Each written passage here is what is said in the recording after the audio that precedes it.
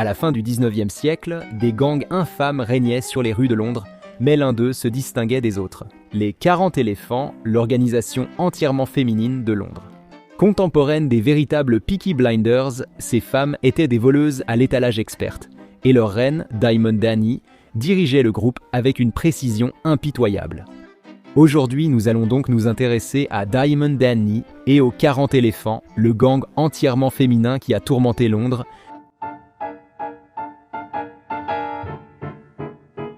D'accord, donc la première chose que vous vous demandez probablement, c'est pourquoi elle s'appelait les 40 éléphants. Eh bien, au cours du 19e et du début du 20e siècle, lorsque les 40 éléphants prospéraient, Londres était divisée en différents territoires. Le gang des 40 éléphants considérait Southwark, quartier pauvre au sud de la Tamise, comme leur foyer. Le territoire du groupe se trouvait près d'un établissement appelé le pub Elephant and Castle, ce qui est l'un des éléments ayant donné leur nom aux 40 éléphants. Mais il y avait plus que cela. Le surnom était aussi une blague interne. Les femmes volaient dans les magasins et cachaient des bijoux et vêtements sous leurs jupes. Quand elles quittaient un magasin alourdi par toutes ces marchandises, elles plaisantaient en disant que ce surplus de volume les faisait ressembler à des éléphants, ce qui était en quelque sorte vrai. Je ne savais pas que les éléphants ressemblaient à ça. Les 40 éléphants étaient sans doute le meilleur réseau de voleuses à l'étalage de Londres. Les femmes mettaient manteaux et jupes à poche, cachés avant d'aller dans les boutiques chics du West End de Londres. Une fois à l'intérieur, elles volaient pour des milliers de livres de marchandises en quelques minutes grâce à leurs poches cachées. Les femmes cachaient aussi des objets dans leurs chapeaux et, comme on les laissait souvent faire leurs achats en toute intimité, elles pouvaient même glisser des articles dans leurs culottes bouffantes. C'est plus difficile à faire de nos jours, à moins de voler des objets qui tiennent dans vos sous-vêtements, comme une petite paire de sous-vêtements. Pendant des décennies, la chef des 40 éléphants était surnommée la reine des 40 voleurs ou des 40 éléphants. La première, Mary Carr, aurait même fondé le groupe. Sous les pseudonymes Polly Carr et Molly Main, Mary Carr a dirigé le groupe durant des décennies et fut un temps surnommée la femme la plus dangereuse de Londres. Les femmes des 40 éléphants étaient appelées des voleuses à l'étalage. Une ancienne membre a expliqué qu'elle était entrée dans cette profession parce qu'il n'y a pas beaucoup de place, dans le milieu de la pègre, pour une femme qui ne veut pas aller travailler régulièrement, comme les pigeons qui pointent tous les matins. Selon l'ancienne éléphante, une femme refusant de travailler doit soit arnaquer pour vivre et entretenir un bon à rien, soit devenir une voleuse à l'étalage. Cependant, bien que les voleuses à l'étalage des 40 éléphants n'aimaient pas le travail acharné, elles l'acceptaient pour obtenir de meilleurs gains. Par exemple, les femmes avaient mis au point une combine pour infiltrer les familles riches. Elles se faisaient passer pour des domestiques avec de fausses lettres de recommandation afin d'être embauchées dans des maisons cossues. Ayant gagné la confiance de leurs employeurs, les domestiques dépouillaient la famille. Ne faites jamais confiance à une éléphante, même avec d'excellentes références.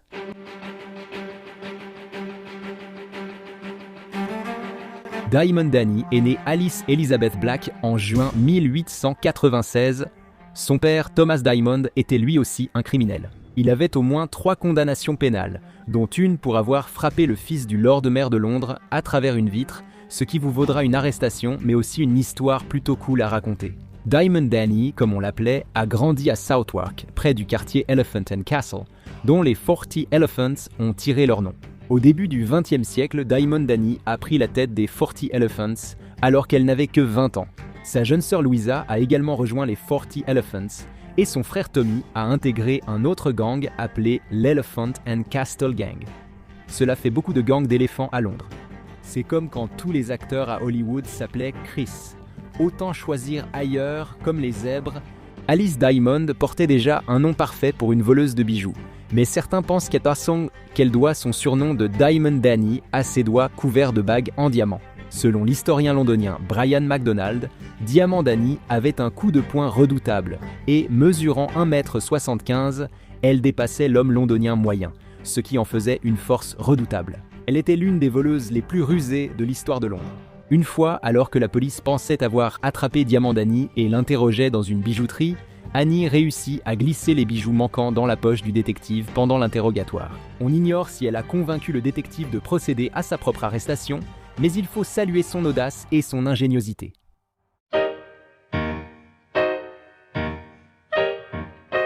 Diamond Danny a redirigé l'équipe en orchestrant des combines simultanées à Londres. Plutôt que de commettre des crimes désorganisés dans toute la ville, elle a divisé les groupes en cellules pour mener des incursions ciblées et les 40 éléphants étaient sacrément doués dans ce qu'elle faisait. Par exemple, en 1915, elles ont pris d'assaut un grand magasin. Plus d'une douzaine de membres sont arrivés déguisés, sortant de fiacres noirs par groupe de 3 ou 4. Une limousine s'est arrêtée derrière les taxis et le chauffeur a ouvert la porte à une femme élégante vêtue de fourrure. Spoiler, cette femme, c'était Annie. Comme elles étaient habillées en femmes du monde, les gérants n'y ont vu aucun inconvénient. En 1 heure, les femmes avaient pillé le magasin, prenant des vêtements et des bijoux sans se faire remarquer et repartant avec une petite fortune en marchandises. Annie a caché 2 manteaux de zibeline sous ses fourrures et s'est enfuie en limousine avant que le magasin ne réalise ce qui s'était passé. Les 40 éléphants savaient que, pour ne pas être repérés, elles devaient paraître aisées. Les établissements haut de gamme étaient à l'affût des crimes commis par les pauvres, mais ils ne se méfiaient pas des personnes qui entraient en paradant sur leurs 31 et agissaient comme si elles étaient chez elles. C'est ainsi que Maggie Hughes et Diana Black ont réussi à dérober un manteau de fourrure valant 600 livres. Les femmes, portant leur manteau de fourrure, sont allées chez le tailleur qui avait confectionné le manteau sur mesure. Après avoir demandé les prix de différents articles dans la salle d'exposition, Hughes et Black ont réussi à dissimuler la veste coûteuse sous l'un de leurs propres manteaux. Il a fallu 30 minutes pour que le vêtement manquant soit remarqué, mais Hughes et Black étaient déjà partis.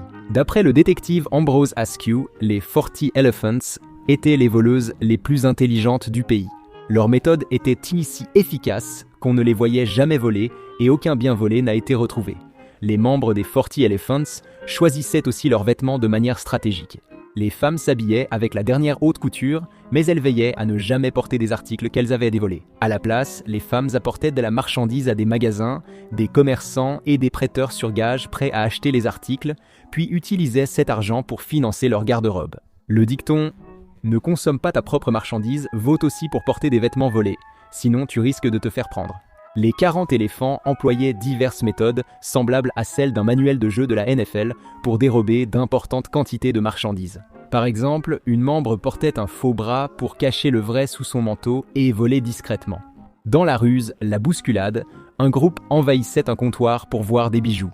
Les femmes faisaient circuler un objet jusqu'à ce qu'une complice déguisée le prenne. Pendant ce temps, les autres faisaient du bruit et clamaient leur innocence, laissant la voleuse s'échapper avec les bijoux.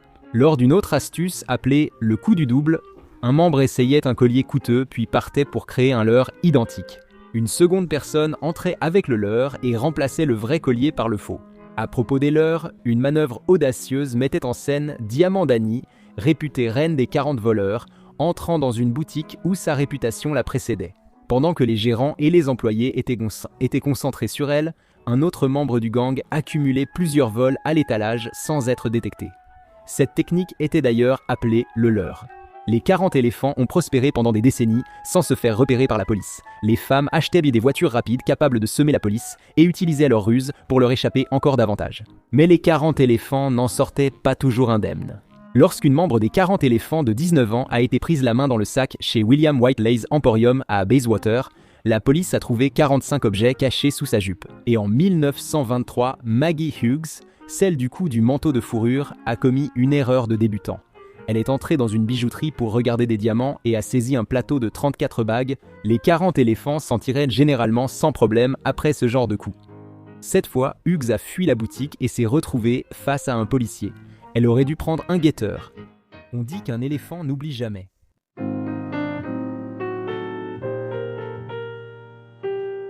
Diamond Annie, devenue reine des 40 éléphants à 20 ans, imposa aux femmes des règles strictes nommées le code des voleuses. Parmi les règles, il y avait l'interdiction de boire avant un coup et le coucher tôt. Et si un membre était arrêté, les autres devaient être prêts à fournir un alibi. Mais dans les années 1920, les mesures extrêmes d'Annie ont causé sa chute. Lorsque la membre Mary Britton est tombée amoureuse d'un homme, Annie a interdit à la jeune femme de s'enfuir avec son amant. Britton est finalement tombée enceinte et a épousé l'homme. Annie s'est alors mise très en colère. Lors d'une fête des 40 éléphants au Canterbury Social Club, elle a convaincu ses adeptes ivres de s'en prendre à Britton et à son nouveau mari. Sur ses ordres, les 40 éléphants ont provoqué une émeute armée de bouteilles, pierres et béton, ont forcé l'entrée chez Britton et passé à tabac son mari devant elle. L'incident s'est mal terminé pour les éléphants. La police est intervenue et a arrêté les participantes. Annie a été condamnée à 18 mois, mais à sa libération, elle avait déjà été remplacée. Après l'emprisonnement de Diamond Annie, Lillian Rose Kendall est devenue la nouvelle reine des 40 éléphants. Connue pour sa technique de casse et pour porter ses cheveux en carré, Rose a reçu le surnom de la bandite à la coupe au carré. Kendall avait l'habitude de foncer en voiture dans les magasins pour voler des bijoux, comme un bonhomme Kool-Aid cherchant de quoi payer ses amendes pour conduite en état d'ivresse, selon de nombreux témoignages. Moins subtil et raffiné que les méthodes de Diamant d'Annie, mais les résultats sont indéniables. Annie ne souhaitait pas rivaliser avec Kendall pour reprendre son ancien poste de chef des 40 éléphants. À la place, la reine retraitée a tenu une maison close à Lambeth jusqu'à sa mort en 1952. Vous savez sûrement que l'Australie a été colonisée par des condamnés britanniques, mais vous ignorez sans doute à quel point les navires de forçat étaient armés sauvages, surtout le premier transportant des prisonnières. Cette bande de femmes britanniques, envoyées par la Grande-Bretagne pour être réformées, composait la colonie pénitentiaire difficile de Nouvelle-Galles du Sud, surtout faite de petits voleurs et de travailleuses du sexe. Et la complexité, la tragédie et le triomphe de leur histoire vont complètement vous épater. Aujourd'hui, nous explorons le monde terrifiant et sauvage du Lady Juliana, un navire pénitentiaire spécial du XVIIIe siècle, rempli de prisonnières envoyées en Australie. Ahoy matelots, il est temps de monter à bord du Lady Juliana, le navire-prison déchaîné du XVIIIe siècle rempli de femmes. Étant donné que c'était le XVIIIe siècle et qu'on ne pouvait pas simplement prendre un avion, le voyage de l'Angleterre à l'Australie durait environ 10 mois terriblement longs. Le navire parcourait l'Atlantique et l'océan Indien, permettant aux dames de faire escale à Rio de Janeiro et au Cap. Ce n'était pas de simples arrêts pour acheter des souvenirs ou se dégourdir les jambes. Parfois, elles restaient à quai plusieurs semaines d'affilée. Souvent, les condamnés profitaient de leur voyage et exerçaient l'un des rares métiers ouverts aux femmes. Comme l'a rappelé avec euphémisme John Nichol, l'intendant du navire, nous n'empêchions pas les gens à terre de monter à bord pendant la journée. Les capitaines et marins présents au port nous rendaient souvent visite. Les dames conservaient une part de leur gain. Certains officiers et marins du navire, tous des hommes, auraient même participé à cette activité. Leur implication soulève de sérieuses questions sur la contrainte exercée sur ces femmes pour les pousser à ces activités.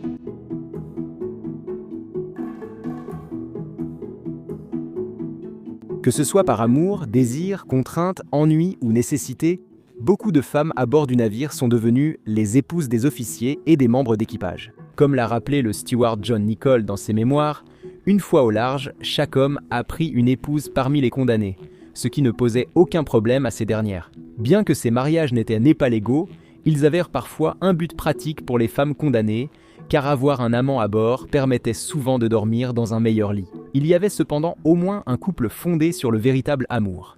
Nichol, le steward du navire dont nous venons de parler, semblait être tombé amoureux de la prisonnière Sarah Whitlam. Il comptait l'épouser après sa peine, mais ils ne se sont jamais mariés. Nichol a dû rentrer en Grande-Bretagne, laissant Whitlam et leur enfant en Australie. Il a essayé de la retrouver pour renouer avec elle, mais ils ne se sont jamais revus. C'est un peu comme Titanic, mais avec une grossesse et une femme condamnée. Et si vous êtes touché par l'histoire d'amour de Nichol et Whitlam, je dois vous avertir que la plupart des couples à bord n'étaient pas aussi romantiques qu'eux.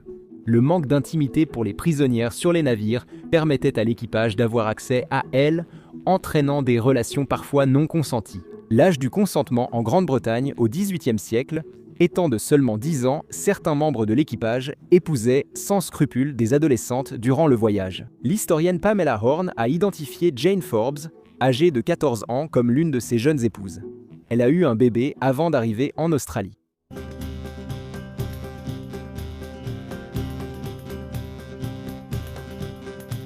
Les femmes du Lady Juliana avaient un but précis. Les autorités coloniales espéraient qu'un navire de femmes aiderait à civiliser la jeune colonie de condamnés. Comme la plupart des femmes à bord étaient de petites voleuses, ils espéraient sans doute qu'elles voleraient des quelques cœurs. Selon un responsable britannique, la présence accrue de femmes favoriserait des mariages pour améliorer les mœurs et assurer l'établissement de la colonie. Les femmes étaient censées épouser les colons masculins, ce qui était censé créer et maintenir une vie familiale respectable dans la nouvelle colonie. Les peines de prison des femmes visaient à les transformer en vecteurs de moralité pour reconstituer l'unité familiale britannique à l'étranger.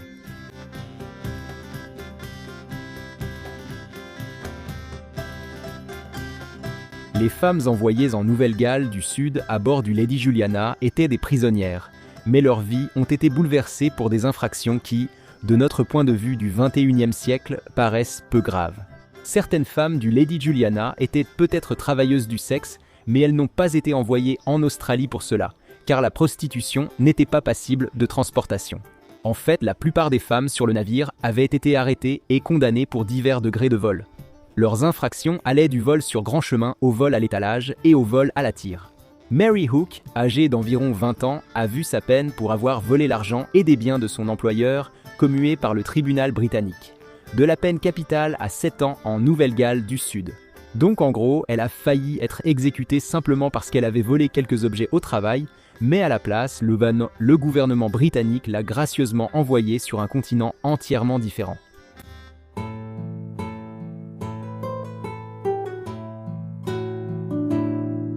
L'une des condamnées les plus notables à bord du navire était Elizabeth Barnsley.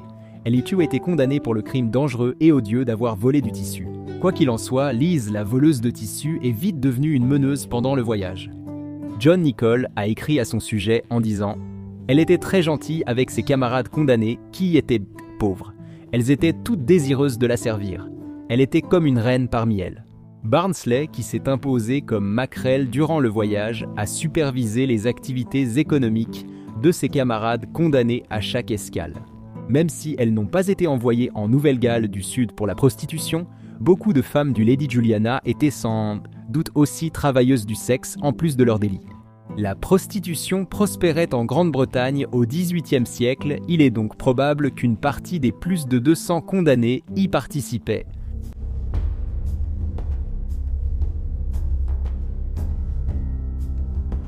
Les femmes du Lady Juliana venaient de prisons britanniques. Malgré les débuts d'une réforme à la fin du XVIIIe siècle, elles fuyaient des conditions carcérales déplorables. Les prisons étaient surpeuplées, les maladies se propageaient vite et y survivre revenait parfois à risquer la mort. Et c'était encore un navire-prison.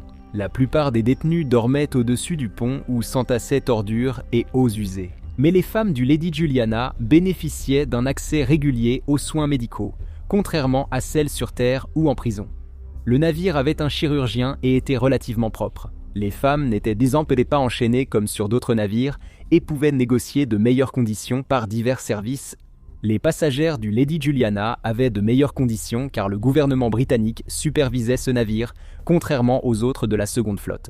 Les autres navires étaient exploités par Camden, Calvert et King, une compagnie tristement célèbre du commerce des esclaves.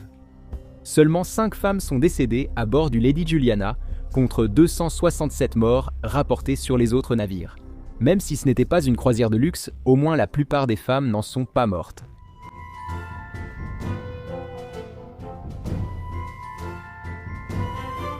La plupart des femmes embarquées sur le Lady Juliana avaient la vingtaine ou la trentaine, mais 51 d'entre elles, soit 22%, étaient adolescentes. Mary Wade était l'une de ces adolescentes qui aurait pu avoir à peine 11 ans à bord. Les chercheurs débattent encore de son âge exact. Mary était la plus jeune du navire. Comme plusieurs voyageuses, Mary Wade s'est mariée et a eu de nombreux enfants en Australie. Même si le Lady Juliana a connu peu de troubles durant son voyage de 11 mois, un incident notable lié à l'ivresse et à un comportement désordonné s'est produit. Honnêtement, sur un navire de filles criminelles sympa, tu voudrais pas prendre des shots de tequila avec tes copines? Tu ne vois pas quand? Pour calmer son agitation, l'équipage a forcé Nance Farrell à porter une veste faite d'un tonneau recyclé pour l'empêcher de devenir trop ivre et agité. Comme cela n'a pas marché, ils l'ont flagellé 12 fois. Aïe.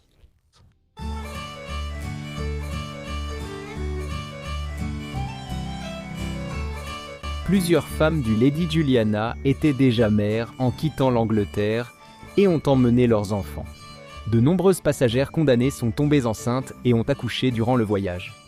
Les historiens pensent que 5 à 7 bébés sont nés sur le navire, mais l'intendant John Nichol avance au moins 20 naissances au port de Rio. Ils étaient prêts pour ces naissances. Le navire avait reçu un petit don de linge pour bébé avant de quitter l'Angleterre, donnant un nouveau sens à l'accouchement dans l'eau.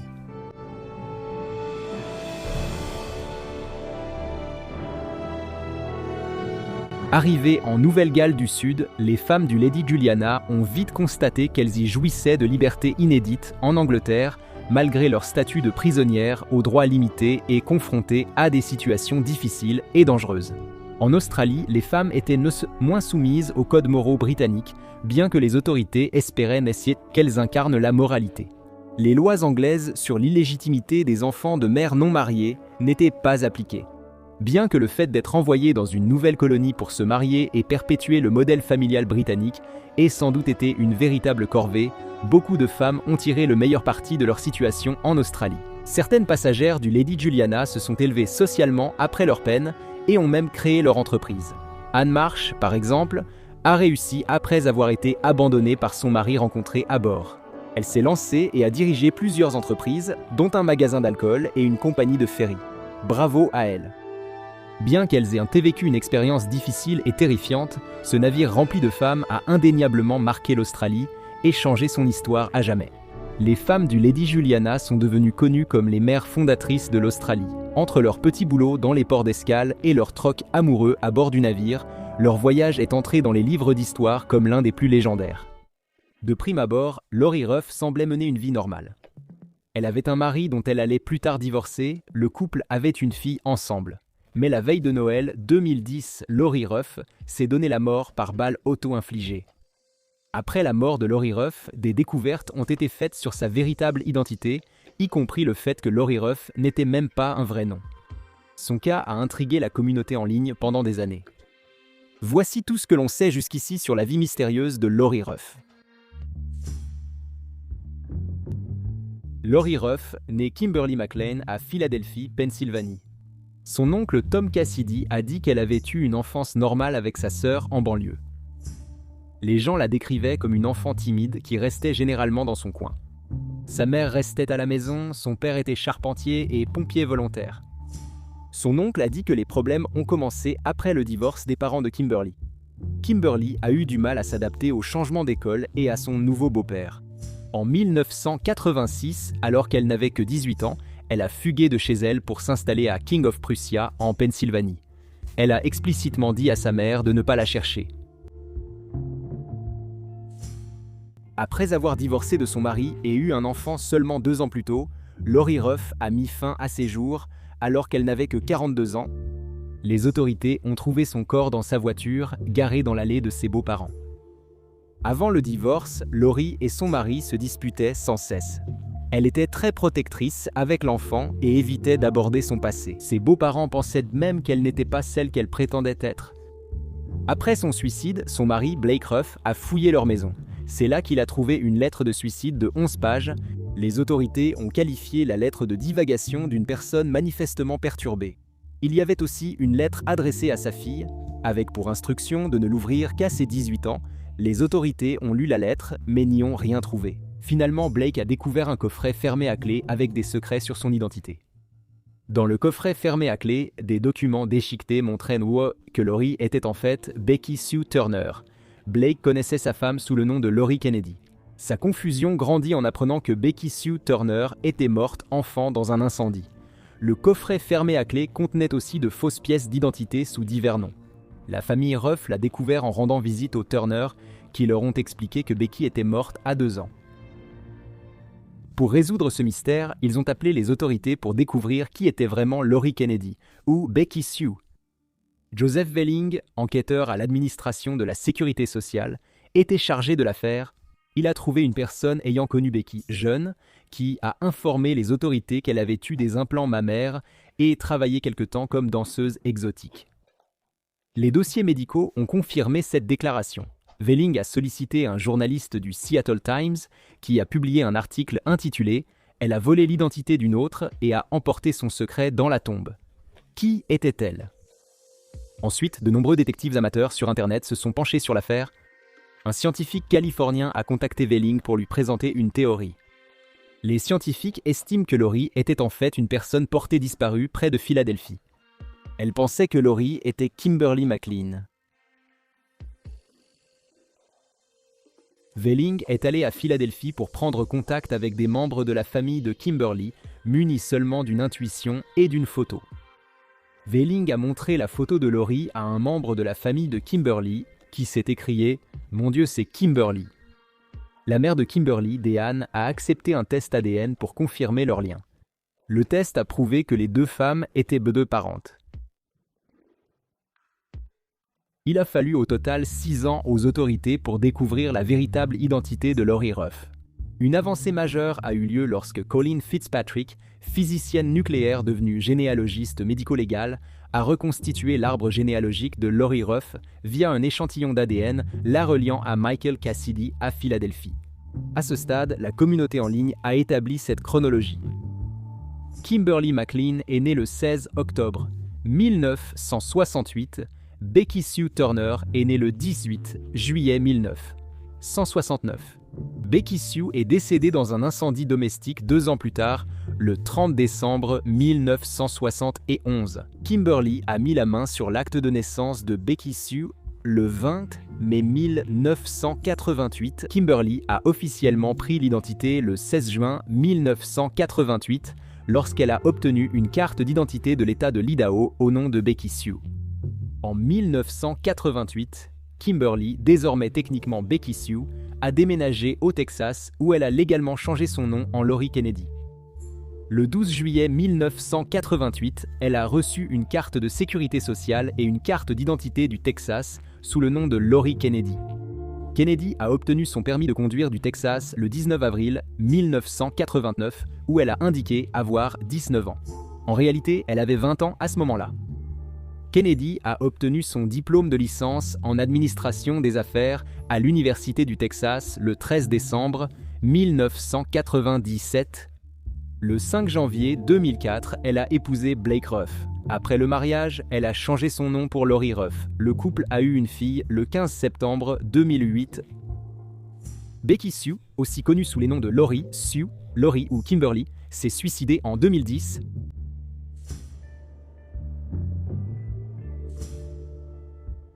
La chronologie éclaire certains points, mais en soulève d'autres. Par exemple, personne ne sait comment Kimberly McLean a pu usurper l'identité d'une jeune fille récemment décédée. Certains pensent que Kimberly aurait utilisé un courtier en identité, mais cela n'a jamais été confirmé. Il n'existe aucune preuve suggérant que Kimberly se cachait d'un parent abusif, qu'elle était une fugitive ou qu'elle était une espionne. Aux yeux des autorités, elle n'était qu'une adolescente fugueuse de plus. Malgré tous ses efforts, Velling n'a toujours pas pu expliquer ce que Kimberly a fait entre 1986 et 1988. Elle aurait séjourné dans l'Idaho, à Las Vegas et en Californie avant de s'établir au Texas. Une chose est certaine, Kimberly McLean ne voulait pas être retrouvée.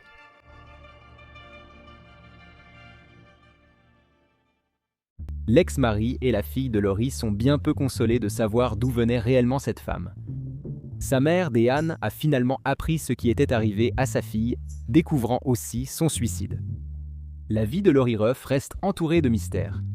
Combler les lacunes a peu réconforté les deux familles, qui doivent désormais se reconstruire et avancer.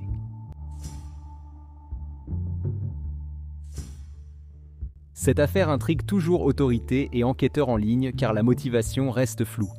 L'usurpation d'identité, bien que courante, sert généralement un objectif. Certaines personnes prennent une nouvelle identité pour échapper à un agresseur. D'autres fois, la personne concernée a commis un crime et veut échapper à la police. Pour Laurie Ruff, aucune raison claire n'explique pourquoi elle a pris l'identité d'une enfant décédée, sa vie familiale étant agitée mais apparemment normale. Le 26 septembre 2016, la base de données du gouvernement fédéral contenant la liste des personnes disparues et non identifiées a officiellement retiré Laurie Ruff de la liste. La vie et la mort de Laurie Ruff, alias Becky Sue Turner, alias Kimberly McLean, continuent d'attirer l'intérêt à ce jour. Son décès fait que la vérité sur les raisons de son usurpation d'identité d'une enfant restera probablement inconnue. Grace O'Malley était la reine pirate d'Irlande au milieu des années 1500. Les histoires entourant cette mère de 4 enfants, intrépide et redoutable, sont légendaires. Qu'il s'agisse de donner naissance à un enfant puis de livrer aussitôt une bataille en mer ou de défendre farouchement l'indépendance de l'Irlande, Grace O'Malley était une mère redoutable. Aujourd'hui, nous allons parler de la vie de Grace O'Malley, reine pirate d'Irlande.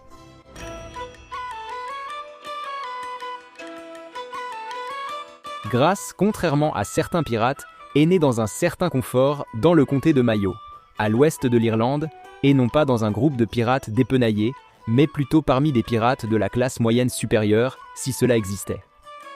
Son père, Owen Black Hawk O'Comal, peut-être le nom le plus irlandais jamais prononcé, était le chef du clan familial et avait la réputation d'être un excellent marin. La devise de leur famille, comme c'était souvent le cas à l'époque, était Terra Maris Putant, ou vaillant sur mer et sur terre. Grace poursuivait techniquement l'affaire familiale de la piraterie, puisque la majeure partie de la fortune de la famille provenait du pillage et du butin. Comme la famille de Grace était vraiment passionnée par la navigation et le fait de voler ce qui ne leur appartenait pas, Grace a appris à naviguer en mer dès son plus jeune âge et a occupé une position importante au sein de son clan.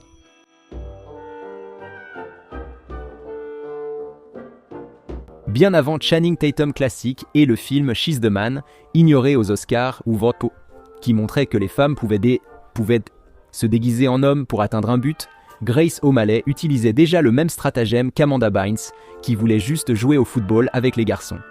La rumeur dit que Grace a développé un goût pour la mer si intense qu'elle a insisté pour que son père l'emmène lors de ses voyages en mer. Mais ses parents, bons parents, ont refusé de la laisser partir, car traditionnellement les enfants n'ont pas leur place lors de dangereux voyages en mer. Grace, d'un esprit rebelle, n'a pas accepté un refus comme réponse.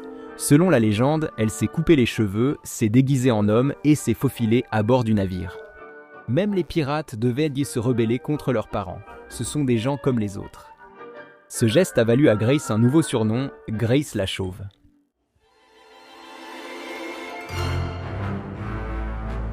Née dans une famille riche et puissante, cela ne l'a pas empêchée d'épouser des hommes qui favorisèrent son héritage et renforcèrent son pouvoir.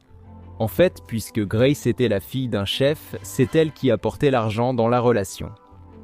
Grace fut d'abord mariée à l'âge avancé de 15 ans à Donald O'Flaherty, un homme possédant de nombreux navires qu'elle allait acquérir lorsque O'Flaherty fut tué en mer lors d'un combat, la principale cause de décès pour la plupart des pirates. Veuve à seulement 23 ans, Grace se retrouva avec une flotte de navires, un château et une cavalerie de fidèles partisans qu'elle ramena avec elle dans sa ville natale de Mayo. Elle menait la grande vie. En 8 ans de mariage heureux, Grace eut 3 enfants avec Donald, 2 filles et un garçon. Mais ce n'était pas une mère ordinaire, c'était une combattante et une veuve respectée, ayant hérité des qualités maritimes de son mari. En 1566, Grace se maria une seconde et dernière fois avec Richard Burke, un choix stratégique de la part de Grace puisque Burke de Fer était un combattant terrestre talentueux et possédait un autre château pour Grace. Grace et Burke ne furent donc mariés qu'1 an avant que, selon la légende, Grace ne crie par la fenêtre « Richard Burke, je te répudie ». Non, ce n'était pas une façon légale de divorcer, même à l'époque. Les deux restèrent légalement mariés selon la loi anglaise. Ils restèrent des ex-amicaux, alliés et coparents de leur fils, Tayoboy Nalong ou Toby des Navires. On a compris, Grace, tu aimais vraiment les navires.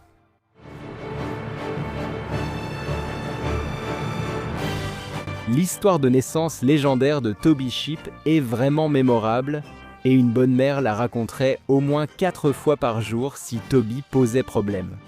En 1566, Grace était en mer avec sa flotte lorsque Toby a décidé que c'était le moment de faire sa grande entrée.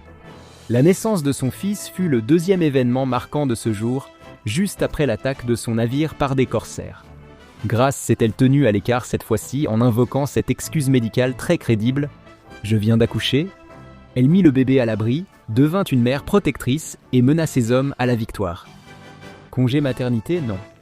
Grace aime retourner tout de suite au travail. Lorsque Grace a perdu son père, Owen O'Malley, en 1553, elle a pris la tête du clan O'Malley, ce qui était rare à cette époque d'avoir une femme à la tête d'un clan. Grace a repris les navires de son père et s'est investie dans l'entreprise familiale. Mais ce n'était pas tout ce que sa famille lui avait transmis. Son mariage avec Donald O'Flaherty en 1546 a également marqué le début d'une alliance familiale cruciale.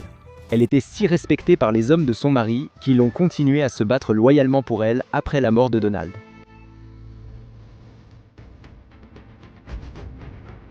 Bien sûr, la fille issue d'une famille de marins bien connue a hérité d'un peu de piraterie lorsqu'elle a succédé à son père en tant que chef. Une fois à la barre, elle s'est engagée pleinement dans la piraterie contre l'Angleterre pour répondre à leurs taxes élevées sur l'Irlande qui touchaient les marchandises de son entreprise. Alors Grace s'est dit qu'elle pouvait leur rendre l'appareil et a imposé sa propre taxe maritime aux navires de passage. Ces châteaux étaient bien construits à des endroits stratégiques où elle pouvait surveiller la mer et repérer les navires de passage. Si elle en voyait un, elle poursuivait les navires et expliquait que traverser en sécurité était désormais payant. Si le navire ne se conformait pas, il l'attaquait. C'est le comportement typique des pirates. Mais elle ne s'arrêtait pas aux navires anglais. Tout navire qui passait était susceptible d'être attaqué par Grace, qu'il soit irlandais, espagnol ou turc. Si ce navire passait, ce navire devait payer.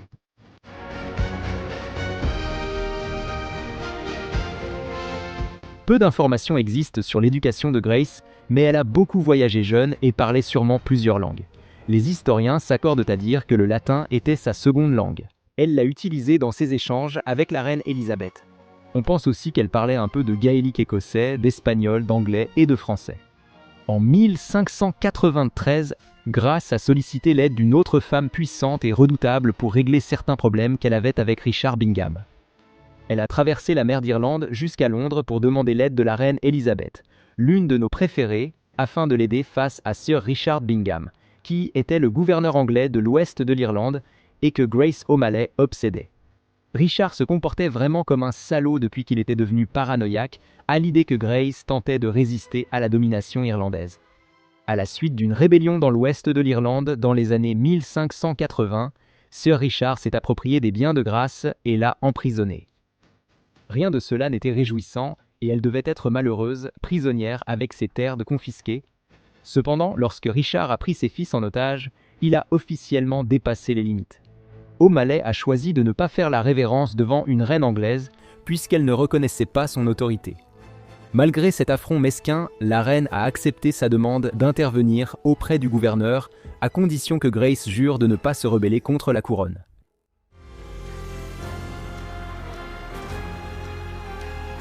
Grace était une femme loyale avec qui il ne fallait pas plaisanter, alors quand quelqu'un s'en est pris à son homme, elle a riposté de toutes ses forces. Dans les années 1560, elle prit un amant. Elle a sauvé un survivant d'un naufrage et tous deux ont entamé une liaison passionnée, comme on le fait en temps de crise. Toute cette histoire de piraterie d'O'Malley commença à aliéner et à énerver plusieurs clans irlandais rivaux, y compris les agaçants MacMahon. En apprenant que Grace avait un amant, les MacMahon ont vu une opportunité. Ils l'ont retrouvé alors qu'il était parti à la chasse et l'ont assassiné. Grace était évidemment extrêmement en colère. Mais comme il s'agissait de Grace O'Malley, écrire une lettre sévère ou bouder tranquillement dans un coin, ce n'était tout simplement pas son style. Elle a retrouvé les meurtriers de son amoureux et les a massacrés en représailles. Après avoir fini, elle a pris le château de Donna des MacMahon.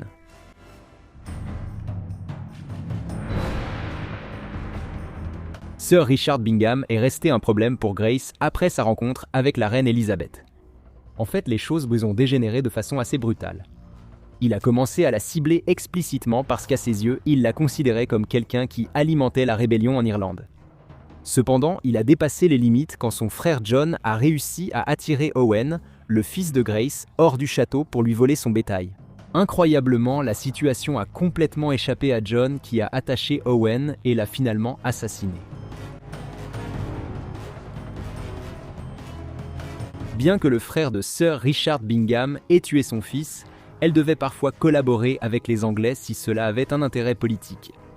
L'Angleterre et l'Irlande ont une histoire compliquée qui, au XVIe siècle, avait atteint une sorte de point culminant. À cette époque, l'Angleterre était obsédée par l'Irlande depuis des siècles, et sous les Tudors, cette emprise étouffante n'a fait que s'intensifier de façon exponentielle. Grace n'aimait pas leur ingérence et voulait obtenir l'indépendance face aux contraintes anglaises. Mais O'Malley était aussi rusé dans ses méthodes, prêtant des navires et des hommes à l'Angleterre en 1577. Malgré son hésitation à se plier à la domination anglaise, elle n'était pas totalement déraisonnable lorsqu'il s'agissait d'offrir une certaine assistance à la couronne anglaise si cela pouvait lui être bénéfique. En 1577, elle offrit 3 galères et 200 hommes au Lord Deputy Sir Henry Sidney, qui revint sur cet événement plus tard dans une lettre adressée au secrétaire de la reine en 1583, la qualifiant de célèbre capitaine de mer, ce qui était probablement censé être un compliment. Il déclara qu'elle avait offert ses galères et ses hommes s'il les envoyait en Écosse ou en Irlande. Au début des années 1900, la théorie des germes était encore récente et les médecins commençaient à comprendre la propagation des maladies bactériennes comme la typhoïde. Au même moment, une pauvre immigrée irlandaise qui travaillait comme cuisinière pour de riches familles new-yorkaises agissait comme une super propagatrice à elle seule, laissant derrière elle une traînée de maladies et de morts, ce qui lui vaudrait à jamais le surnom de Mary Typhoïde. Aujourd'hui, nous allons explorer la véritable histoire de Mary Typhoïde. Lorsque Mary Mallon a été mise en quarantaine pour la première fois en 1907, les médecins ont déterminé qu'elle avait déjà infecté 22 personnes et causé la mort d'une jeune fille. Au moment où elle a été mise en quarantaine de façon permanente en 1915, elle avait infecté 51 personnes dont au moins 3 étaient décédées. À l'époque, aucun porteur asymptomatique de la typhoïde n'avait été identifié, donc Mallon, toujours en bonne santé, n'a jamais cru être la source de l'épidémie. Néanmoins, les responsables de la santé publique ont à plusieurs reprises retracé les fréquentes épidémies de typhoïde jusqu'à Mary, et malgré une résistance de toute une vie, Mallon a finalement fini en quarantaine permanente. Le premier vaccin contre la typhoïde a été créé en 1896, bien qu'il ait été d'une grande aide pour les soldats qui couraient un risque élevé de contracter la maladie, il n'est jamais devenu suffisamment répandu pour être vraiment utile au grand public.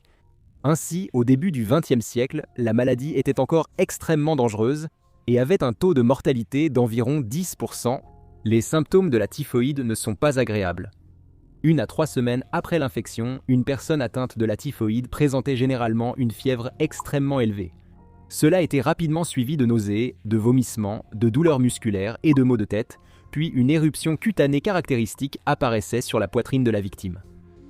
Sans traitement à ce stade, la phase suivante était souvent une hémorragie intestinale avec des caillots sous la peau. Dans certains des cas les plus graves, l'abdomen devenait alors distendu.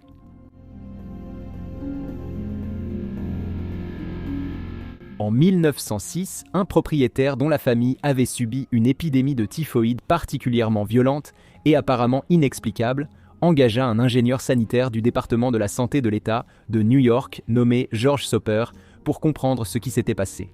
George Soper savait que la période d'incubation de la salmonelle, cause de la typhoïde, durait exactement 3 semaines.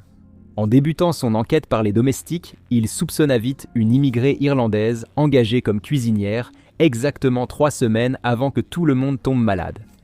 Cette personne était Mary Mallon. Née en 1868 dans ce qui est aujourd'hui l'Irlande du Nord, Mary est arrivée aux États-Unis en 1883 ou 1884. Elle a d'abord vécu chez sa tante et son oncle, puis a travaillé comme cuisinière chez des familles aisées.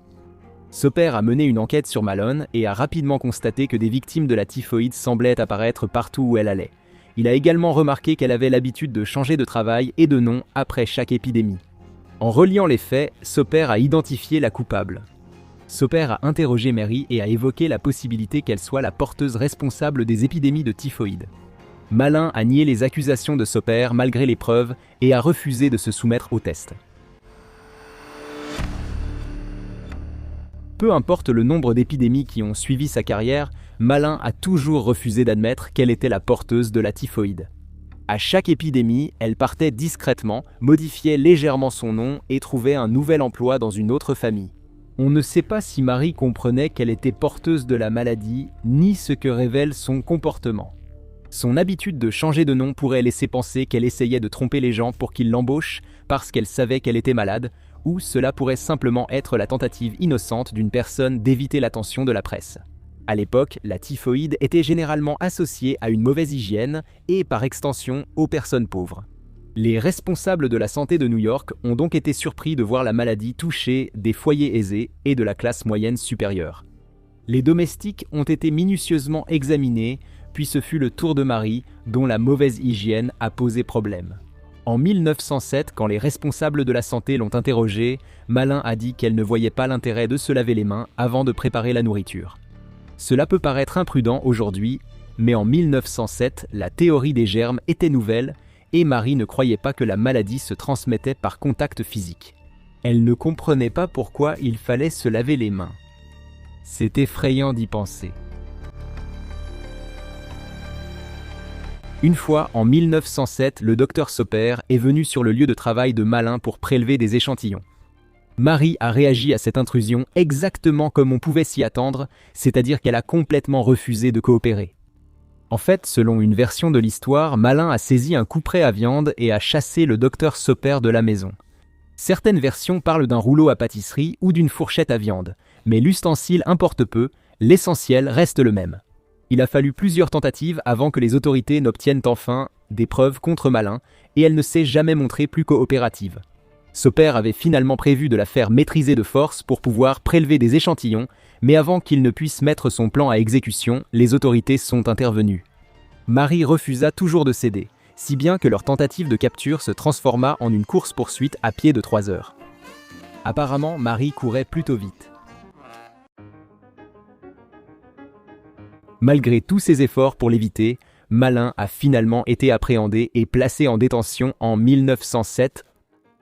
Les médecins ont prélevé des échantillons d'urine, de sel et de tissu, confirmant que Malin avait la bactérie de la typhoïde. Et cela malgré le fait qu'elle ne présentait elle-même aucun symptôme. À tous égards, elle semblait être en parfaite santé. Faute de traitement, les autorités sanitaires ont cherché une autre solution pour protéger le public. Malin a été considérée comme une menace pour la société et il a été décidé qu'elle serait mise en quarantaine. Bien qu'elle se soit opposée à chaque étape, elle a finalement été confinée dans un cottage individuel à l'hôpital Riverside pour les maladies contagieuses situé sur North Brother Island à New York. Lorsqu'elle a été confrontée aux journalistes, Malin a déclaré qu'elle pensait être traitée injustement et elle a continué d'affirmer qu'il était impossible qu'elle ait la typhoïde. Néanmoins, l'affaire de Marie a attiré tellement d'attention qu'elle a été surnommée Marie Typhoïde dans un numéro de 1908 du journal de l'Association médicale américaine, et ce nom lui est resté. Mary Mallon n'était pas la première porteuse de la typhoïde en Amérique, mais la première porteuse asymptomatique jamais identifiée. Cela signifie qu'elle pouvait transmettre la maladie sans jamais en avoir les symptômes. Ça semble familier, cela a été considéré comme une découverte scientifique extrêmement importante. Mais dans ce cas, il n'existait aucun protocole pour gérer une telle situation. Bien que les autorités aient eu le pouvoir de mettre en quarantaine de force toute personne représentant une menace pour la santé publique et qu'elles savaient que Marie était d'une manière ou d'une autre impliquée dans toutes les épidémies de typhoïde, elles ne pouvaient même pas prouver comment ni pourquoi elle était impliquée. Marie n'a pas apprécié toute cette attention. Elle affirmait avec colère être victime d'un complot gouvernemental et à certains moments, le public semblait même être d'accord avec elle. Les autorités savaient qu'elle était porteuse et voulaient désespérément stopper les maladies et morts qu'elle causait. Les scientifiques de l'époque de Malin n'ont jamais compris comment elle pouvait être porteuse de la bactérie de la typhoïde sans symptômes. Mais en 2013, un groupe de chercheurs de Stanford a résolu l'énigme.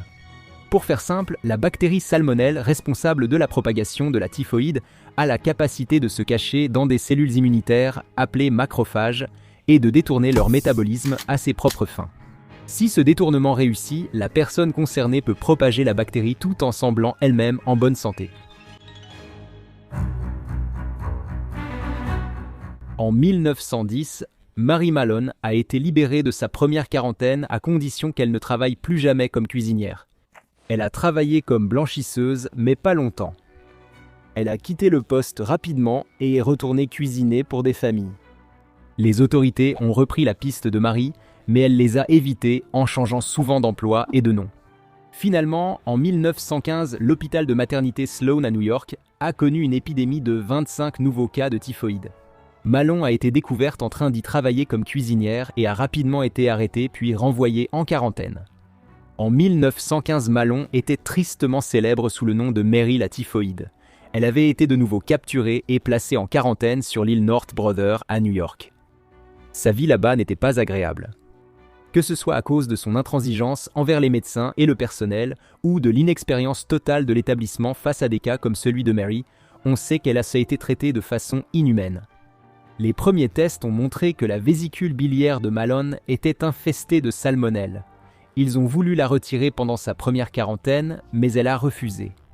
Ils ont réessayé pendant sa deuxième quarantaine, mais Mary a encore échappé à l'intervention. Elle n'a cependant pas pu tout éviter. Au cours des années qu'elle a passées dans l'établissement, les médecins ont prélevé plus de 160 échantillons biologiques sur son corps, tous contre sa volonté. Comme si cela ne suffisait pas, Mary Mallon était fréquemment exhibée devant journalistes et stagiaires comme simple spécimen. Quand elle n'était pas examinée ou exploitée, elle était négligée. Comme ses interactions étaient sévèrement limitées par les médecins, elle n'était autorisée qu'à laver des bouteilles dans un laboratoire. Surnommée la femme la plus dangereuse d'Amérique, Mary Mallon avait finalement épuisé toute la bonne volonté qu'il lui restait auprès des autorités.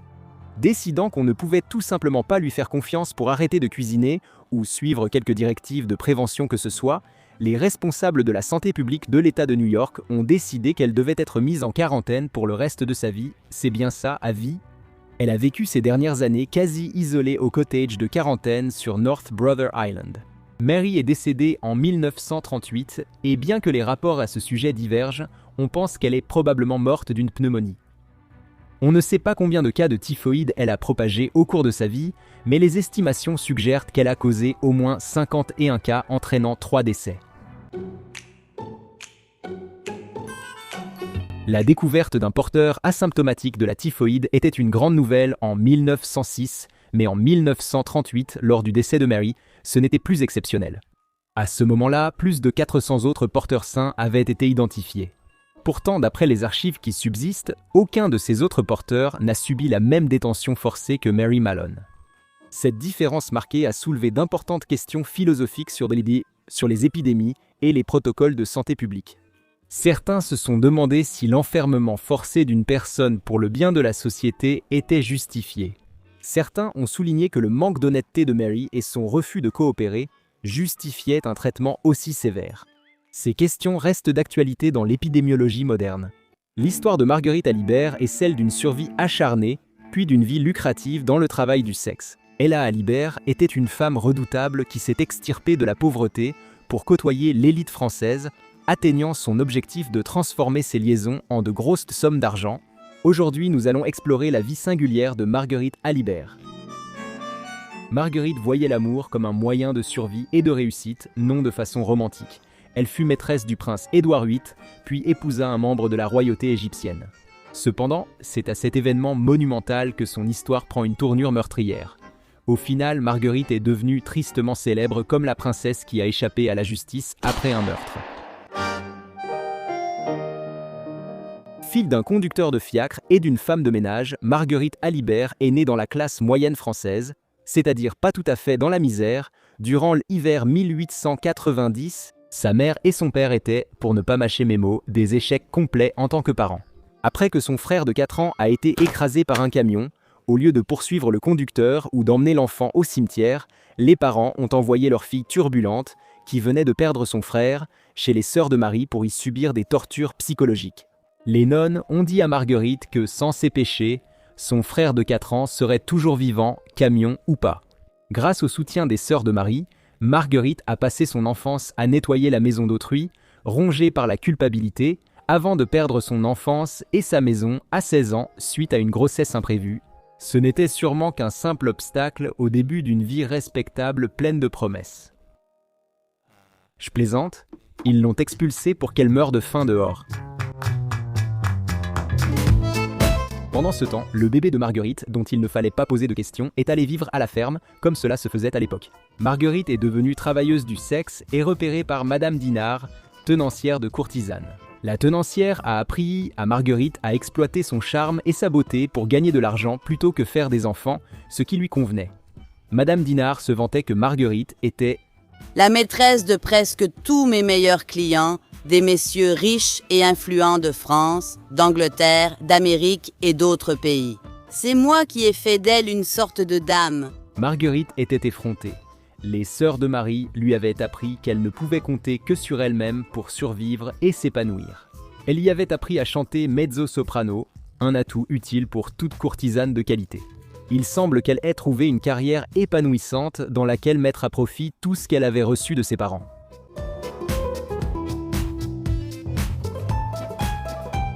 Marguerite avait plusieurs pseudonymes, dont Maggie Meller, tiré de son premier presque mari, un riche propriétaire d'écurie de 40 ans, André Meller, lui-même un homme marié. Comme nous le verrons bientôt, elle était folle des chevaux, de l'argent et du nom Meller. André avait tout pour lui. ou pas. Bien que Maggie n'ait jamais réellement épousé Meller, avec les lois des hommes et de Dieu et tout ça, la jeune fille de 17 ans aimait suffisamment le nom et l'argent pour les prendre pour elle-même. Il faut reconnaître que Maggie Meller sonne bien, et elle allait vite comprendre que c'était la seule bague qu'elle obtiendrait de ce gars. Ironiquement, 6 ans plus tard, André, toujours marié, a cessé d'être sugar daddy car Maggie ne pouvait ou ne voulait pas lui rester fidèle. Libérée des griffes de la pauvreté absolue et en possession d'environ 200 000 livres sterling, grâce à Monsieur Meller, Maggie a récupéré Ramon, son bébé, au sujet duquel il ne fallait pas poser de questions, de la ferme et l'a ensuite envoyé à l'école, à Londres. C'était la seule chose décente qu'on sache qu'elle ait faite. Le prince Édouard VIII, qui avait récemment sollicité une prostituée auprès d'un ami pour perdre sa virginité, n'était qu'un des nombreux hommes riches de Maggie. Mais il était aussi prince de Galles, héritier du trône, ce qui donne à notre histoire une tournure amusante. Maggie, à la fin de la vingtaine, était déjà une courtisane parisienne expérimentée. Le prince Édouard était un gamin en comparaison. 23 ans, royal, fraîchement dépucelé et en permission pendant sa toute première guerre mondiale. C'était le pire cauchemar de la reine-mère. Édouard est tombé follement amoureux de Marguerite durant 1 an avant de se lasser, le temps d'écrire ce qu'il nommera ensuite. Ces foutues lettres. Dans une plainte à son conseiller Joey Legge. Ces lettres contenaient toutes les bêtises qu'un jeune homme écrirait à sa bien-aimée, toutes les fantaisies venant du cœur, sans passer par le cerveau. Par exemple, « J'ai trouvé une fourchette sexuelle, ah !» Ou bien, « Papa est en fait un peu un branleur, ou cette guerre est stupide, et personne ne me laissera piloter ce foutu vaisseau. » Alors que des parents moyens seraient gênés par les élucubrations de leur premier-né lors de son premier amour, ce genre de bêtises aurait pu ruiner la famille royale. Attention spoiler, ça va devenir important dans 1 minute. Cela peut surprendre, mais Maggie s'est rangée, enfin elle s'est mariée. En 1919, après une année à envoyer régulièrement une sacrée menace au prince Édouard VIII pour lui rappeler qu'elle avait toujours toutes ses fichues lettres, Maggie Meller a épousé Charles Laurent. Il était beau mais ennuyeux, épargnant bien des soucis au prince Édouard. Voilà pourquoi il existe des gens ennuyeux. Ils ont divorcé 6 mois plus tard, permettant à Maggie d'obtenir un joli pactole. Un appartement, 10 écuries, des voitures, une armée de domestiques et un nouveau nom à utiliser si l'envie lui prenait. Le nouveau baillier de Maggie était en fait un bey ou un seigneur, pas un prince. Mais cela n'a pas empêché certaines personnes de l'appeler princesse Fahmy lorsqu'elle a épousé le ridiculement riche Ali Kamal Fahmy Bey et s'est installée avec lui au Caire. L'Égyptien, non prince, a reçu le titre de bey d'Égypte, une nation à orientation islamique. La vie très vertueuse d'une épouse de bey n'était pas vraiment attrayante pour l'hédoniste accomplie et probable dominatrice Maggie Meller, mais elle y a consenti à 2 conditions. Premièrement, elle voulait porter des vêtements occidentaux, ce qui est raisonnable, c'est une bonne négociatrice. Deuxièmement, elle demandait le droit de divorcer. Ou, le prince Fahmy n'approuvait pas, mais était prêt à faire semblant si Maggie se convertissait. Peu avant le mariage, le rusé bey a remplacé la clause de divorce par un décret lui permettant d'épouser d'autres femmes. Finalement, ils étaient peut-être faits l'un pour l'autre.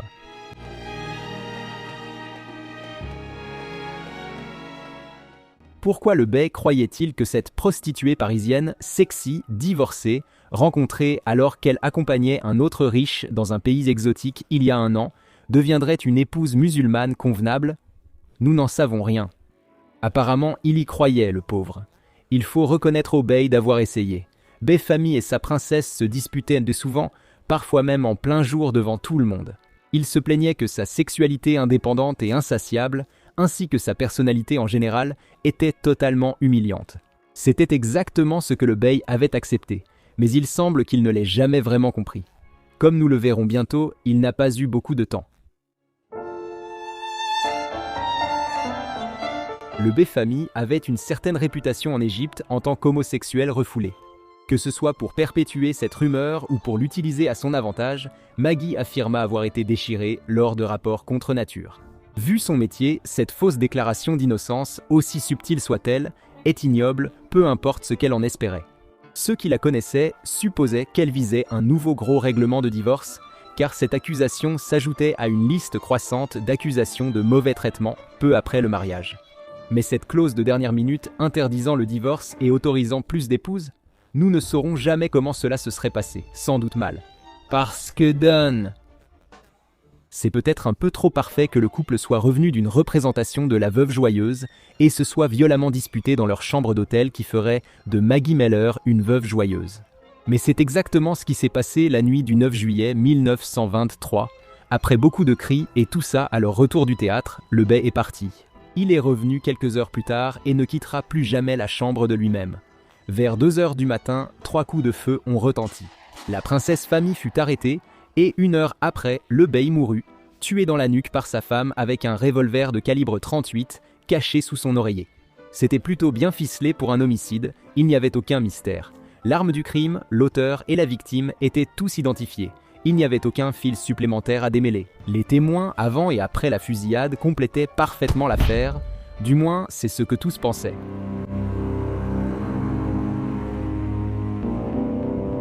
Le pouvoir du chantage. Ces fichues lettres. Et quel idiot j'ai été de ne pas suivre ton conseil il y a plus d'1 an. J'ai peur qu'elle veuille 100 000 livres ou rien. Même déçu, je ne pensais pas qu'elle deviendrait méchante si tout vient de mes lettres et qu'elle n'en a brûlé aucune. Le prince Édouard VIII, qui, tout bien considéré, s'en est sorti à bon compte comparé à Joey Legge. Nous pensons qu'il y a environ 20 lettres très indiscrètes. Il a dit des choses sur la guerre qui auraient pu être mal interprétées. Il a tenu des propos grossiers sur son père, avec aussi un contenu souvent sexuel dans ses lettres. Ce ne sont pas des lettres qu'on aurait voulu voir révélées. Mettez tout cela ensemble et vous avez de quoi obtenir un passe-droit royal pour échapper à la prison. Les religieuses de la mère de Maggie n'ont pas élevé une sotte. Sa menace habituelle dans une lettre au prince Édouard VIII sur ses propres lettres était un refrain que l'ex-choriste devenu call girl aimait reprendre. Mais cette fois, il y avait bien plus que 100 000 livres en jeu. On a tiré des ficelles pour protéger la réputation du prince et de sa famille. La vie de Maggie, en tant que fille de joie, n'a jamais été admise comme preuve et n'a donc pas pu être examinée, ce qui a permis de régler le problème de ces lettres gênantes et de s'assurer que personne ne penserait moins de Maggie pour son travail, ni d'Eddie pour avoir eu 23 ans un jour. Cela, associé au racisme des années folles, a permis à la défense de brosser le tableau souhaité. Le défunt bail était présenté comme le sous-homme qui battait sa femme, achetait et échangeait, tandis que Marguerite était dépeinte comme la pauvre femme blanche, prise au piège dans les griffes sauvages de son mari brun. Devinez comment cela s'est terminé ?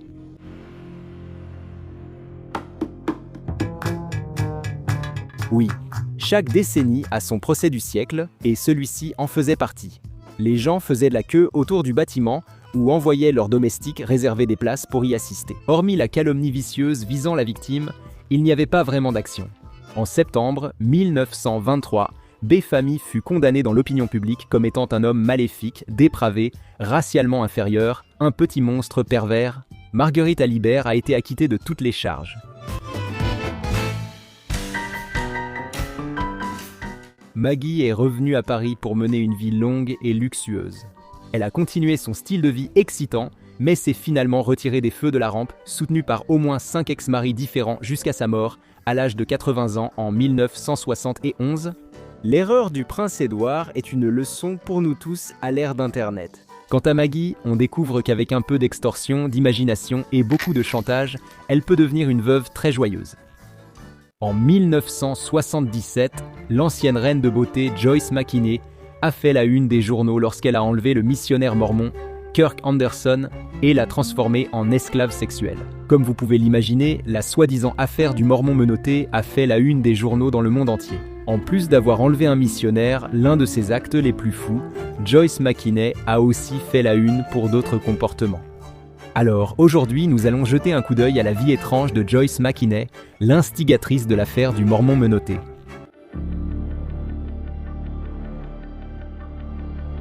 Une romance entre une reine de beauté et un missionnaire mormon ressemble au scénario d'un film, mais en réalité, tout a commencé de manière assez ordinaire. Joyce McKinney a rencontré Kirk Anderson au milieu des années 1970, alors qu'ils étudiaient à l'université Brigham Young, Utah. Elle préparait son doctorat en art dramatique et s'était récemment convertie à la religion mormone.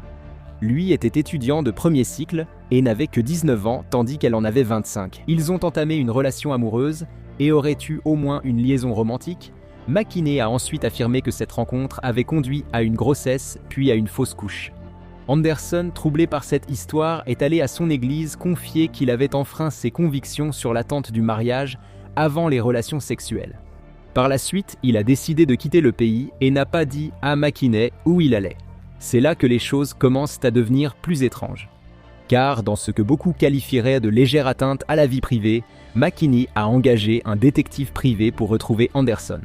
En apprenant qu'il était en Angleterre pour sa mission mormone, elle l'a suivi avec un ami, Keith May. McKinney a abordé Anderson devant une église mormone. Brandissant ce qui paraissait être une arme à feu, elle l'a mené à sa voiture où elle et May ont endormi Anderson au chloroforme, puis se sont rendus dans une maison de campagne louée en Angleterre. Là-bas, elle aurait menotté Anderson à un lit avec des menottes doublées de vison. Où trouve-t-on des menottes doublées de vison? C'est ça le vrai mystère. McKinney a laissé Anderson attaché au lit pendant plusieurs jours. Pendant cette période, elle a eu des rapports sexuels avec lui à plusieurs reprises et a ensuite affirmé qu'il avait accepté de l'épouser, pensant que c'était sa propre décision et non celle d'un prisonnier tenu en joue. Après 3 jours, cependant, Anderson a réussi à se libérer et à s'enfuir. Les menottes en vison ne sont pas si sûres. Il est ensuite allé directement à la police.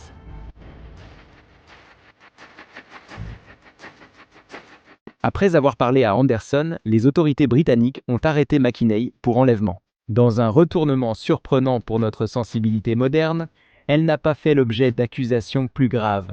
Selon la loi britannique de l'époque, il n'existait pas d'accusation de crime sexuel si la victime était un homme. Lorsque McKinney était en liberté sous caution en attendant son procès, la jeune femme s'est rapprochée de la presse à Scandale britannique, qui l'a accueillie à bras ouverts en retour. Il y a eu une frénésie médiatique mondiale, et les médias l'ont surnommée Madame Chaos. Au lieu d'affronter la justice pour son crime, elle a gagné beaucoup d'argent en vendant son histoire à la presse à scandale. Elle est apparue en couverture du Daily Express et du Daily Mirror exactement au même moment, chacun avec des histoires similaires. Le Daily Express lui aurait versé 40 000 livres en espèces pour son récit, l'équivalent d'environ 225 000 livres ou 310 000 $ en valeur actuelle. Après 3 mois à la prison de Holloway à Londres, McKinney a été libéré sous caution en raison de la dégradation de sa santé mentale. Qui l'aurait deviné? Mais une fois sortie de prison, ses problèmes de santé mentale semblent s'être dissipés très rapidement, et elle a profité au maximum de la publicité autour de l'enquête. Ensuite, elle et son complice Keith May ont fui l'Angleterre, atterri au Canada avec de faux passeports, puis sont retournés aux États-Unis. Dans un rebondissement digne d'une comédie, le duo a tenté de dissimuler leur identité en se déguisant en religieuses. Les autorités américaines n'ont cependant pas été dupées et les ont arrêtés pour falsification de passeports. Cependant, à ce moment-là, les autorités britanniques avaient décidé de ne pas engager de procédure d'extradition contre McKinney.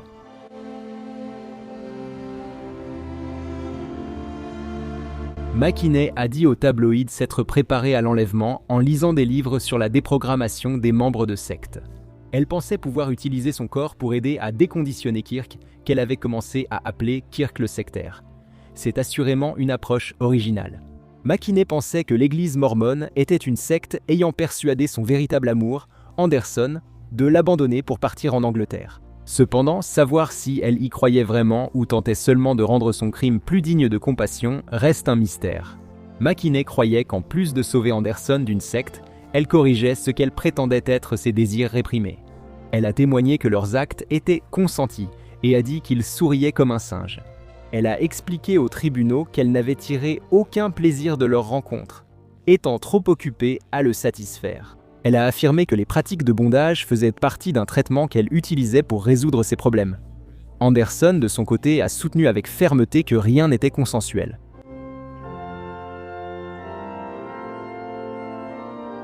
Bien que McKinney ait ensuite dénoncé la religion mormone, elle y a été dévouée un temps après s'être convertie lors d'un séjour dans une famille mormone pendant ses études. En raison de sa nouvelle religion ou de son goût du théâtral, il a été rapporté que McKinney est devenue obsédée par la populaire famille Osmond, comprenant Donnie et Mary. Avant que McKinney ne rencontre Anderson, elle aurait même eu une relation avec l'un des frères Osmond, Wayne, qu'elle voulait épouser. Sous prétexte de sauver Anderson, qu'elle prétendait être son fiancé, McKinney a recruté quelques hommes pour l'aider à sortir Anderson de la secte. Grâce à une annonce dans un journal, elle a engagé 2 gardes du corps pour les accompagner, Keith May est elle-même en Angleterre, Gil Parker, culturiste, et Jackson Shaw, pilote. Le jour de l'enlèvement à l'hôtel, Parker aurait vu McKinney et May sortir une arme, du chloroforme, des micros et des dispositifs d'écoute. Se rendant compte que les circonstances étaient un peu différentes de ce qu'on leur avait fait croire, Parker et Shaw ont refusé de participer et sont partis.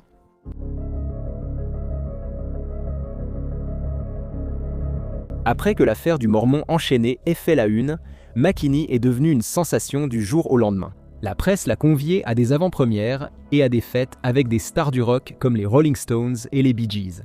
Elle a même affirmé avoir assisté à une avant-première avec Joan Collins, où la célèbre actrice était agacée par toute l'attention que la jeune célébrité du jour au lendemain recevait des médias. Avant son arrestation, McKinney participait à des concours de beauté. En 1973, elle a été élue Miss Wyoming et a participé au concours Miss USA. Plusieurs tabloïds ont exhumé de vieux journaux et magazines contenant des annonces de McKinney, alléguant qu'elle travaillait comme escorte de luxe. McKinney, cependant, a contesté cette caractérisation.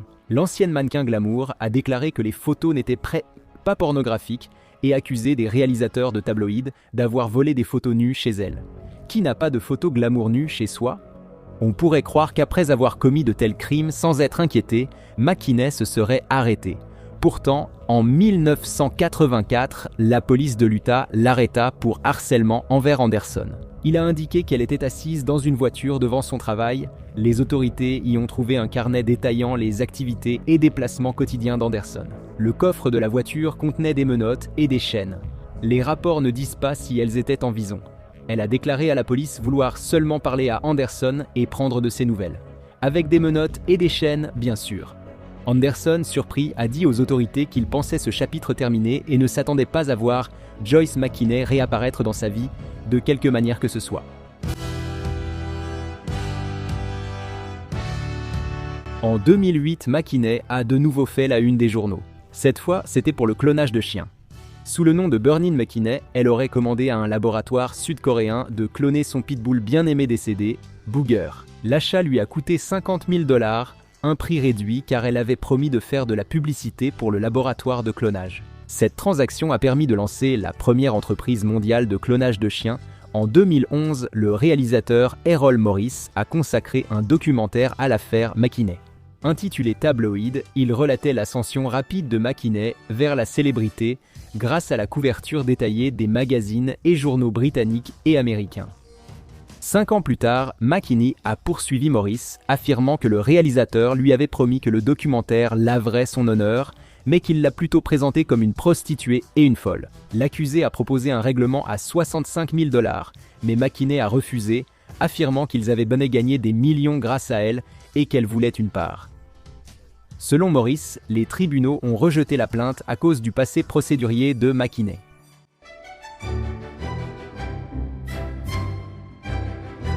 En 1978, le journaliste et historien du Daily Mirror, Anthony Delano, a publié Joyce McKinney dans l'affaire du Mormon maniaque, un livre de true crime relatant l'histoire de McKinney.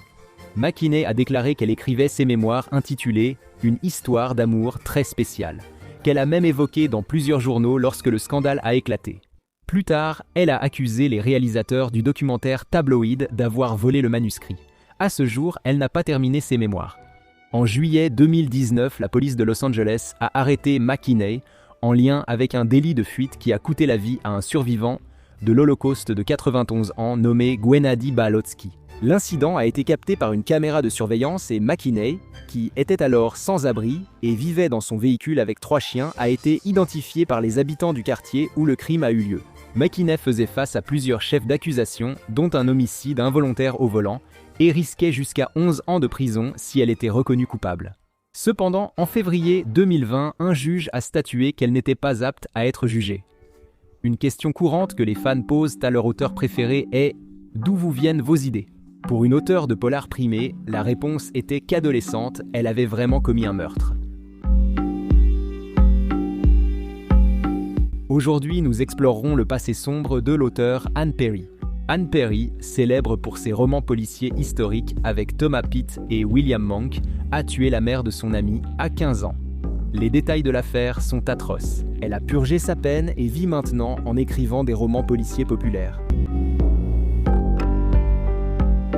Perry a réussi à garder le secret de son passé de meurtrière auprès du grand public jusqu'en 1994. Peter Jackson a réalisé le film Créature céleste, un drame psychologique avec Kate Winslet dans son premier rôle au cinéma, nommé aux Oscars pour le meilleur scénario original. Le film évoquait le célèbre meurtre de 1954 à Christchurch, en Nouvelle-Zélande, impliquant Anne Perry.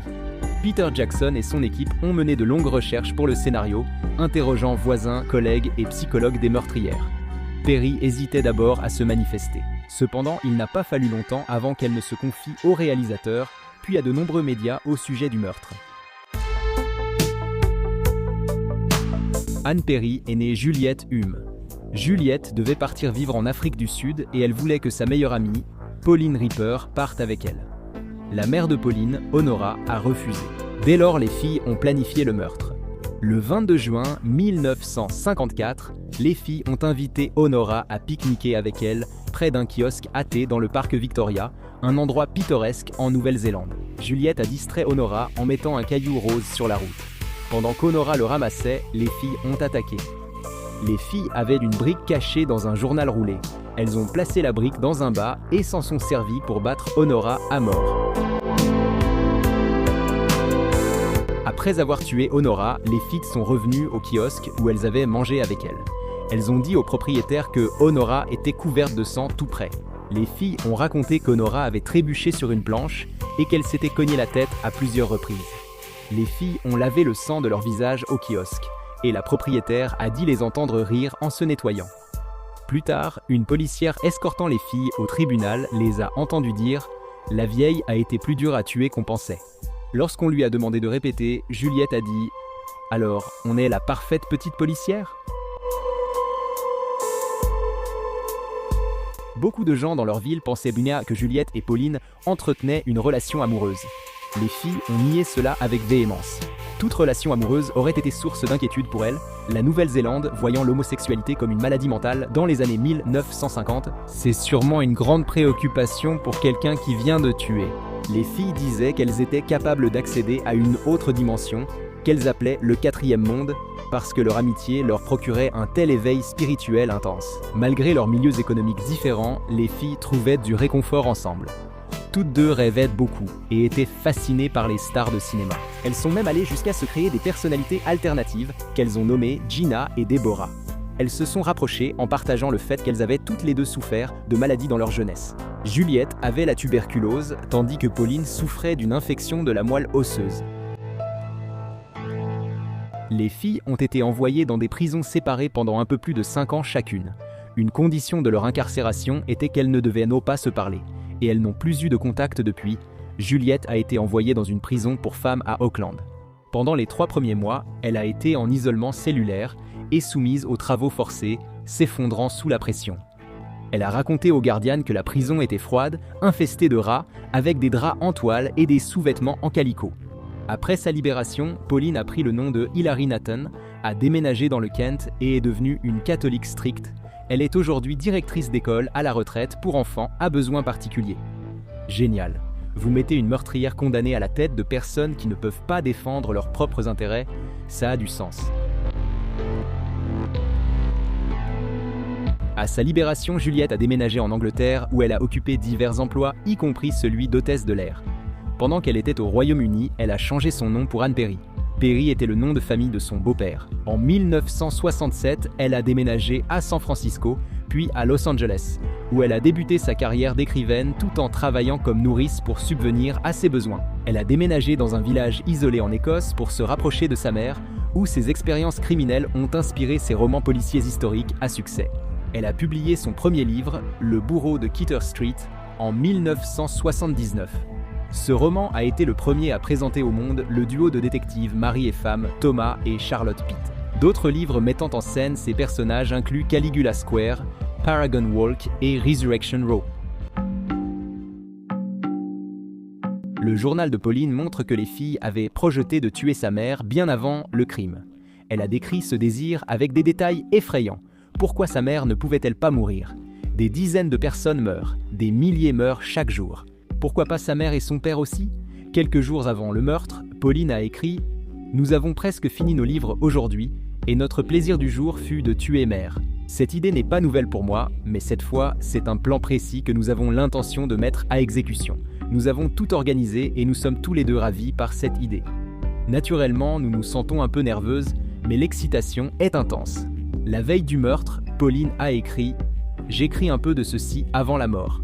Je me sentais très excitée, comme la veille de Noël hier soir. Waouh, ce serait vraiment difficile de lui offrir un cadeau de Noël. »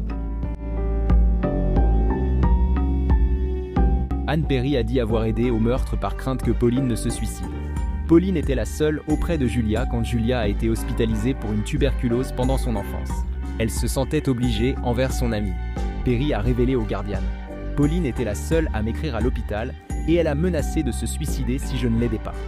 Elle vomissait après chaque repas et maigrissait constamment. Je suis désormais certain qu'elle était boulimique. Je pense qu'elle se serait suicidée et je ne pouvais pas le supporter. Perry a découvert le mormonisme dans les années 1960 lorsqu'elle travaillait comme nourrice en Californie. La religion offrait le pardon des péchés passés, elle s'est beaucoup investie dans cette foi. Dans une interview au Deseret News, Perry a dit « Je me suis agenouillée avant de dormir et j'ai demandé à mon Père Céleste si c'était vrai. Et quand je me suis réveillée le matin, la pièce était absolument remplie de lumière. Et je ne parle pas de la lumière du soleil. » Perry a confié au New Zealand Herald que les médecins testaient sur elle des médicaments expérimentaux contre la tuberculose, précisant au journal « Une longue aiguille dans le derrière tous les 3 matins alors qu'on dormait encore. » Il y a peut-être du vrai. À l'époque, des établissements de soins utilisaient l'iproniazide qui poussait certains patients à se mettre à danser et à devenir plus vifs et joyeux. D'après son site, Anne Perry a vendu plus de 20 millions de livres dans le monde et figure souvent sur la liste des best-sellers du New York Times. Elle a figuré sur des listes de best-sellers mondiales, notamment au Canada, en Allemagne et en France, et a écrit près de 100 romans depuis 1979. Son roman policier le plus récent, intitulé Dark Tide Rising, est sorti en 2018. Le Times l'a classé parmi ses 100 maîtres du roman policier en 1998. Elle a gagné 2 prix Agatha, en 1990 pour Le visage d'un étranger et en 2002 pour la meilleure nouvelle avec Trop de cuisiniers. Non, cette histoire n'a pas inspiré la vidéo d'Adult Swim. Anne Perry a conquis des millions de fans dont beaucoup ignorent son passé sombre. Allez-vous lire ces romans prochainement? Si vous aimez cette vidéo de Weird History, pourquoi ne pas vous abonner? Nous avons des factures à payer. Cliquez et regardez certaines de ces autres vidéos incroyables. Faites-le! Sinon, Anne Perry viendra vous chercher.